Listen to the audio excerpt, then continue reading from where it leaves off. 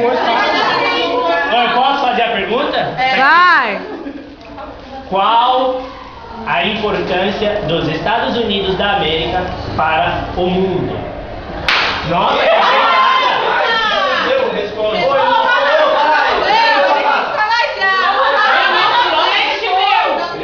Vai, Vilete, é fácil! É a nativa.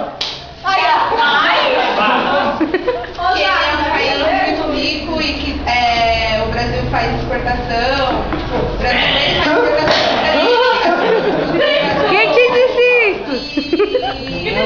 É o mundo que tá falando. Porque ele traz as coisas para Economia!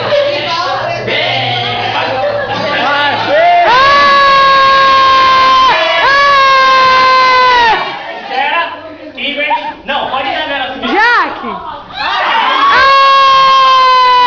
Vai, Kimberly! Sai de perto de mim, fecha o olho pra quem quer tomar. Fecha o olho.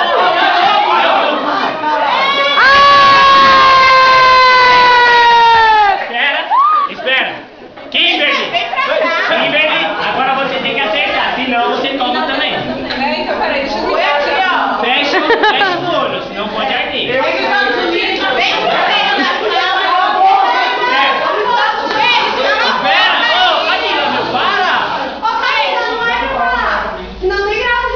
Vai, vai! Fala, Kimberly.